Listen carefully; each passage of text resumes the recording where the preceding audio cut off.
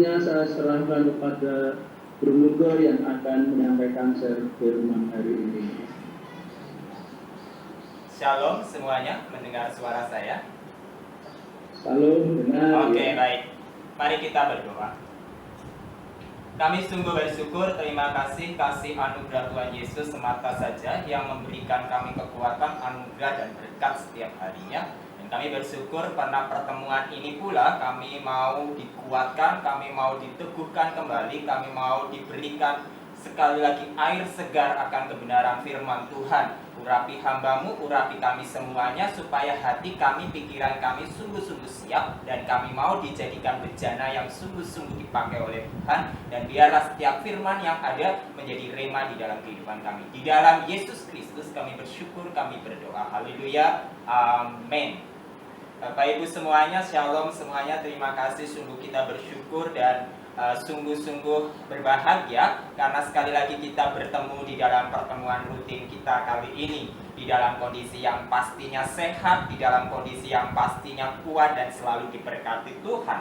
Tetapi di tengah-tengah kondisi saat ini pula begitu banyak orang di luar sana juga tidak bisa mengikuti kebahagiaan yang sama seperti yang kita alami saat ini. Kebersamaan di dalam persekutuan sekalipun virtual seperti saat ini, mungkin karena kondisi, karena sakit penyakit, atau karena kelemahan tubuh, atau bahkan halangan-halangan yang lain. Belum lagi pergumulan-pergumulan yang begitu banyak di dalam kehidupan kita, semakin hari berlebih-lebih lagi. Sehingga terkadang kita semakin merasa diri kita semakin jauh dari Tuhan, atau bahkan kita secara sadar menjauhkan diri daripada Tuhan. Mari kita membuka bagian firman Tuhan kali ini dari kitab Daniel, pasalnya yang ke-10 ayat yang ke-12 sampai yang ke-13.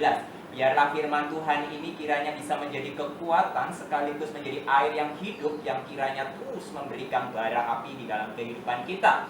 Firman Tuhan kali ini saya ambil dari Daniel pasal yang ke-10 ayat yang ke-12 sampai yang ke-13. Demikian kebenaran firman Tuhan. Lalu katanya kepadaku, janganlah takut, Daniel, sebab telah didengarkan perkataanmu sejak hari pertama. Saya ulangi kembali. Lalu katanya kepadaku, janganlah takut, Daniel, sebab telah didengarkan perkataanmu sejak hari pertama. Engkau berniat untuk mendapat pengertian dan untuk merendahkan dirimu di hadapan Allahmu. Dan aku datang merendahkan dirimu di hadapan Allahmu, dan aku datang oleh karena perkataanmu itu. Sekali lagi, sebab telah didengarkan perkataanmu sejak hari pertama, engkau berniat untuk mendapat pengertian dan untuk merendahkan dirimu di hadapan Allahmu, dan aku datang oleh karena perkataanmu itu. Ayat yang ke-13, pemimpin kerajaan orang Persia berdiri 21 hari lamanya menentang aku. Tetapi kemudian Mikael, salah seorang dari pemimpin-pemimpin terkemuka, datang menolong aku, dan aku meninggalkan dia di sana berhadapan dengan raja-raja orang Persia. Kiranya berbahagia setiap kita yang sungguh-sungguh mengimani setiap perkataan Tuhan ini. Bapak Ibu sekalian, perkataan ini disampaikan oleh malaikat Tuhan sendiri, yaitu melalui malaikat Gabriel, sebagai malaikat utusan Tuhan yang selalu berbicara akan mandat Tuhan atau akan pesan-pesan ilahi. Dan banyak kali peristiwa terjadi bersama-sama, peristiwa-peristiwa penting memunculkan tokoh ini atau malaikat yang satu ini. Tetapi bukan itu yang mau menjadi pokok bahasan utama dari bacaan Daniel pasal 10 ayat 12 sampai yang ke-13. Tapi pokok daripada kitab Daniel sendiri adalah bagaimana keteguhan iman mengalahkan segala tantangan zaman atau tantangan pada zamannya. Di mana Daniel pada saat itu ditantang di tengah-tengah kondisi ada hukum dan peraturan yang menentang dan melarang di orang-orang pada waktu itu tidak boleh beribadah atau menyembah selain kepada raja. Ada sebuah peraturan yang sebetulnya diniatkan oleh orang-orang jahat yang sebenarnya bukan dari raja sendiri, tetapi diniatkan oleh orang-orang yang tidak suka kepada Daniel untuk menjatuhkan nama baik Daniel. Dan luar biasanya, peraturan apapun ternyata tidak menentang atau tidak menciutkan Daniel untuk terus datang kepada Tuhan. Bapak Ibu, jika di saat kali ini kita bukan berhadapan dengan isu yang sama, tetapi mungkin ada hal yang mirip. Bapak Ibu, saya menyampaikan kebenaran firman Tuhan ini karena saya cukup diberkati dari perkataan firman Tuhan yang tertulis di salah satu buku yang hari-hari ini sedang saya baca dan terus saya geluti atau saya pergumulkan. Buku ini sebenarnya sudah dihadiahkan kepada saya cukup lama sekali, mungkin kurang lebih sekitar tahun 2000, kalau tidak salah ulang tahun saya yang ke-20 apa ya, kalau tidak salah. Cukup lama sekali, tapi lama sekali saya tidak membuka buku ini dengan teliti. Jadi buku ini ditulis oleh Robert O, kemudian dihadiahkan oleh seseorang kepada saya pada hari ulang tahun saya, tetapi waktu itu saya tidak anggap buku ini terlalu penting. Judulnya adalah The Prayer Driven Life. Dari buku ini kemudian hari-hari ini saya membuka kembali dan terus menggumulkan setiap perkataan-perkataan dari hamba Tuhan yang satu ini. Robert O sendiri mengembalakan satu gereja yang punya spirit yang sangat kuat di dalam doa dan puasa, khususnya kalau tidak salah di California, di Amerika. Dan dia menuliskan 21 hari perenungan tentang doa, dan di mana dia mengadop kisah Daniel di dalam cerita ini sebagai dasarnya. Dan terus menerus saya baca dan sekaligus bersamaan dengan itu merenungkan kebenaran firman Tuhan di dalam kitab Daniel pasal 10, saya semakin diberi kekuatan, saya semakin diberi keteguhan betapa Allah kita luar biasa dahsyatnya. Terkadang kita justru yang menciutkan kebesaran Allah karena pikiran dan masalah yang ada di sekeliling kita. Kita terkadang justru jauh lebih takut, kita menjauhkan diri dari segala ketekunan kita karena perkara-perkara duniawi di sekitar kita. Kita lupa bagaimana Allah sudah turut bekerja dan turut campur di dalam sepanjang hidup kita yang cukup lama ini, atau yang sudah kita lewati bersama ini, tetapi satu momen yang begitu dahsyat bisa mengalahkan itu semua. Sehingga mungkin banyak di antara kita berhenti di dalam doa, berhenti di dalam perenungan firman Tuhan, berhenti di dalam ketekunan iman kita. Padahal kebenaran Tuhan, bukankah kalau kita mengingat kembali kebenaran-kebenaran firman Tuhan, bukankah kita seharusnya terus melatih diri untuk terus bertekun di dalam doa, bertekun di dalam firman-Nya, supaya kita tidak dikalahkan oleh setan. Tetapi justru perkara-perkara dunia saat ini bisa saja membawa kita semakin dekat kepada Tuhan, tapi juga bisa membawa kita semakin jauh daripada Tuhan. Kenapa? Karena ada kuasa jahat yang saat itu juga akan membawa kita untuk kemudian menjauhkan diri. Kita bisa jadi orang-orang yang bahkan kalah dari segala tantangan-tantangan itu, tetapi Daniel menunjukkan sikap yang berbeda.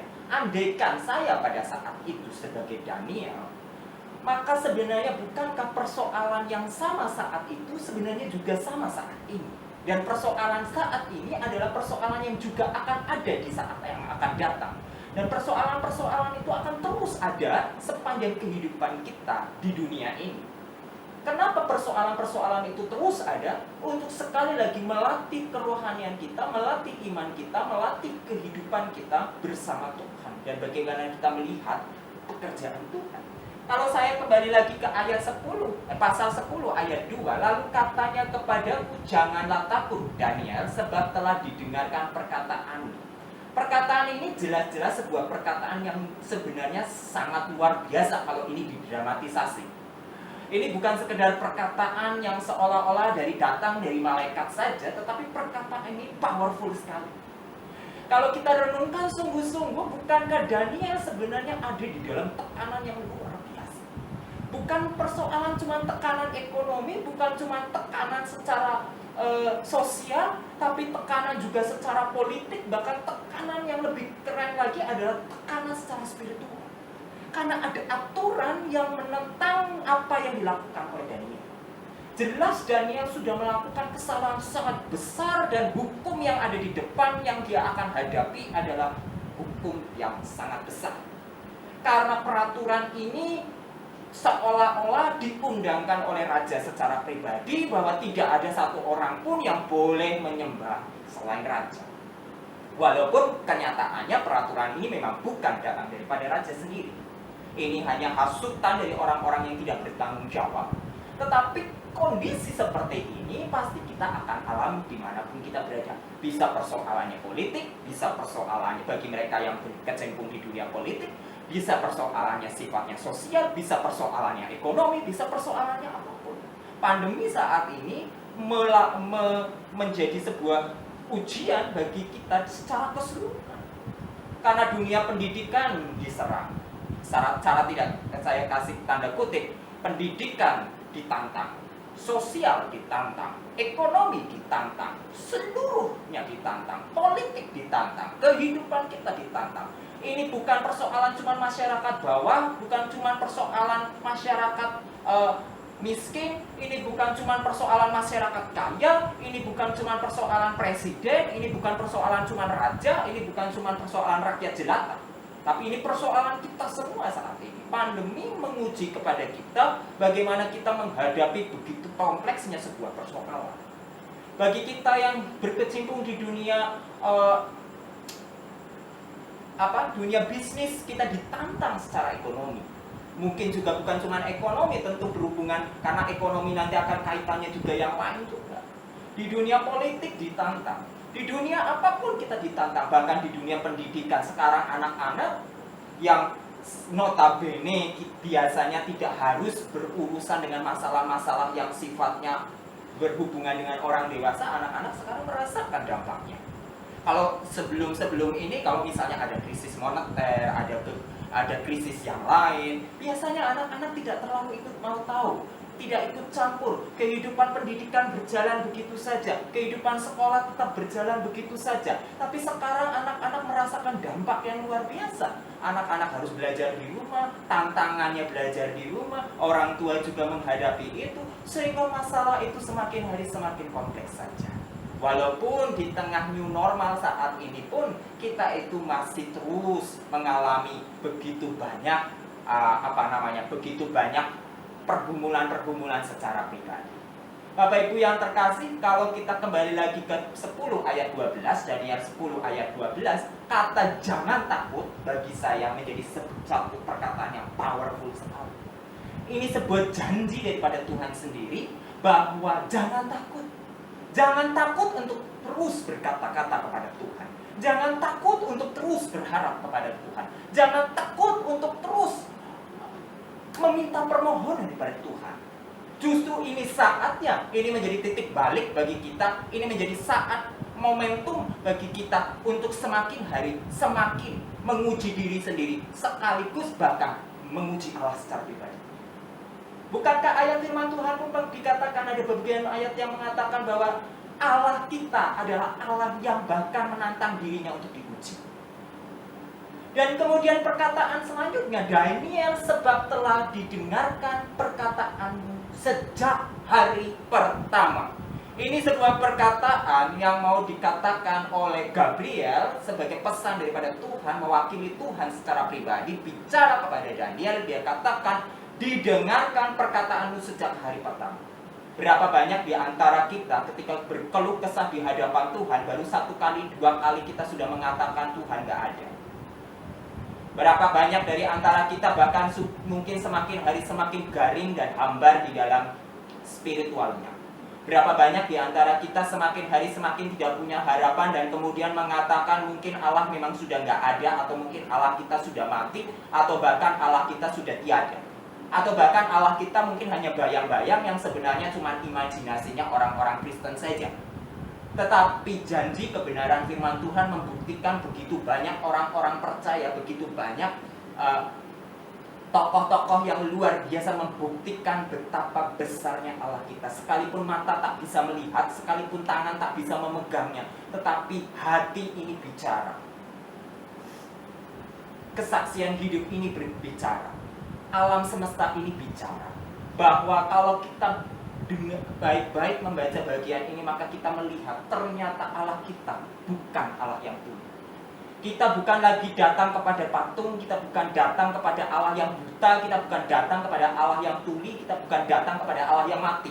Tapi kita datang kepada Allah yang hidup, yang dia bisa merespon apa yang kita katakan, apa yang kita tanyakan, apa yang kita keluh kesahkan, apa yang kita pergumulkan, apa yang selama ini menjadi keluh kesah kita secara pribadi.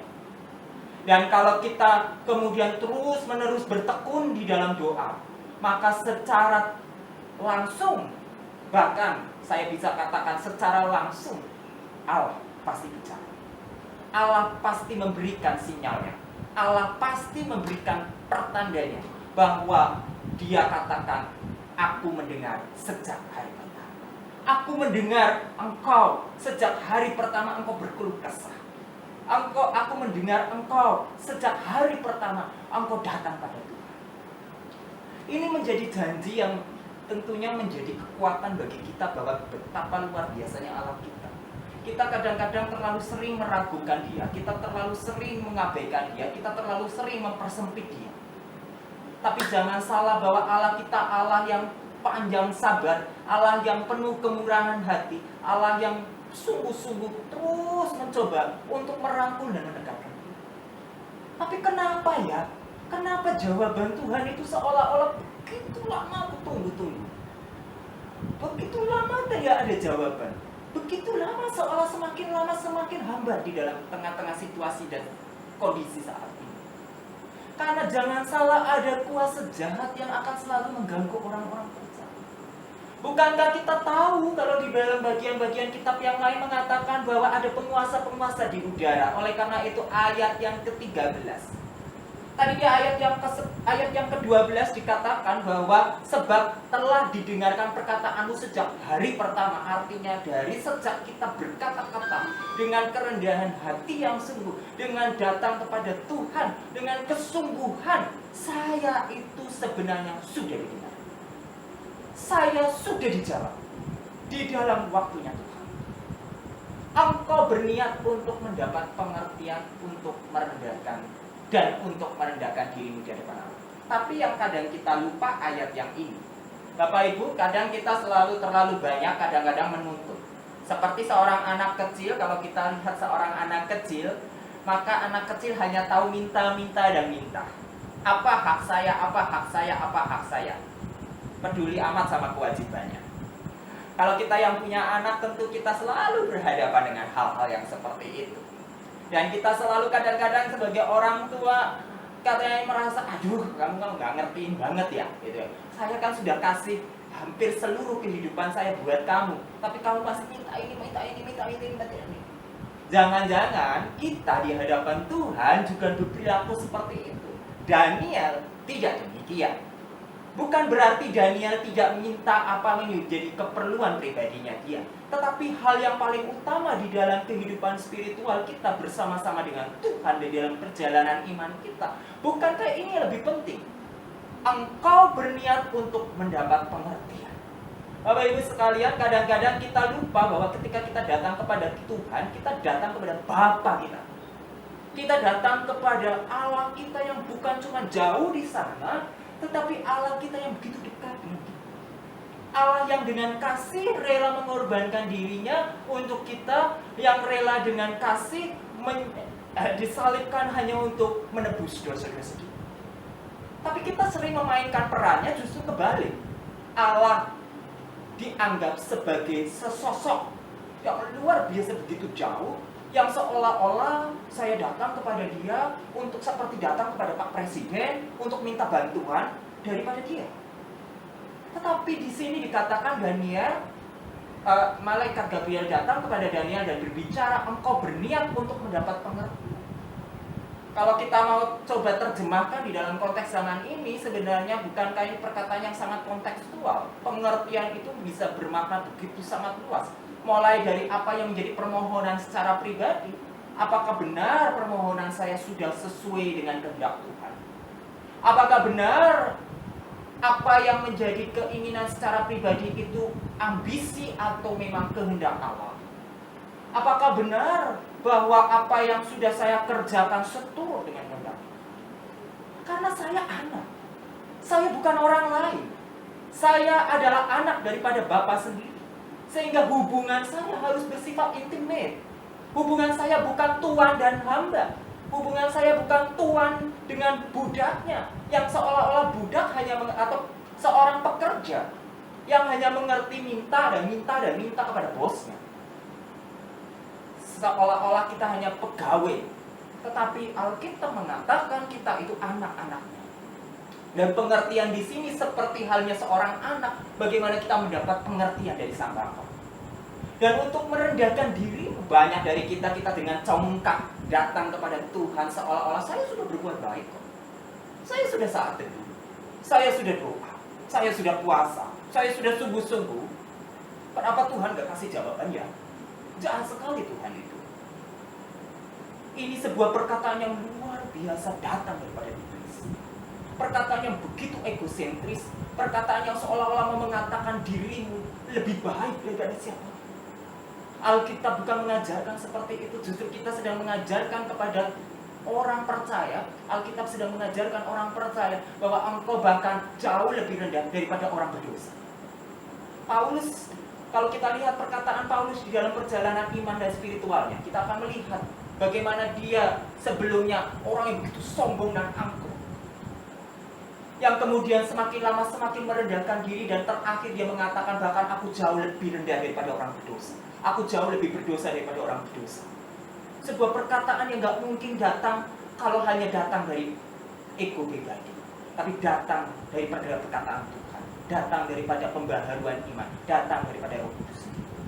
Kalau kita betul-betul memang sungguh-sungguh sudah diubahkan oleh Kristus, kita betul-betul sudah diperbaharui oleh Kristus, maka perkataan yang seperti ini datang kepada Tuhan. Maka kita akan memiliki kekuatan yang luar biasa. Dan ini sering dipakai oleh banyak pengkhotbah, dijadikan sebuah perkataan yang mengatakan kita mengalami terobosan ilahi. Kita mengalami terobosan di dalam kehidupan kita. Kita mengalami terobosan mendobrak segala macam egosentrisnya kita.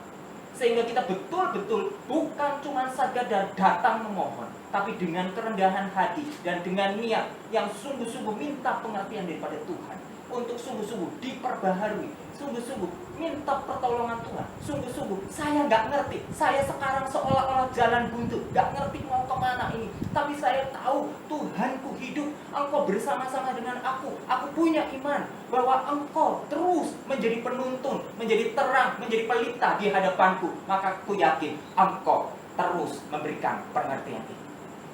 Tapi banyak di antara kita sudah jauh sebelum itu, kita datang kepada Tuhan, kita sudah punya apa ini namanya, pikiran jauh sebelumnya bahwa apa iya ya, apa mungkin ya, apa iya, kita sudah meragukan Tuhan lebih dahulu. Kita memainkan peran bukan sebagai anak dan bapak, tapi kita justru memainkan peran kadang-kadang kita bahkan jadi tuannya Tuhan, dan Tuhan menjadi pembantunya kita. Atau yang jauh lebih baik, kita justru menjadi pembantunya Tuhan. Kita tidak memainkan peran sebagai anak dan bapak yang memang minta pengertian. Gak ada di dunia ini seorang pembantu atau pekerja atau pegawai bekerja kepada seseorang minta pengertian daripada bosnya. Kebanyakan daripada pekerja, dia hanya bekerja sesuai dengan job desk-nya. Itulah relasi yang sangat berbeda antara bapak dan anak. Anak sekalipun kadang mungkin merasa kesal dengan teguran nasihat orang tua, atau sebaliknya orang tua merasa kesal dengan kenakalan anaknya.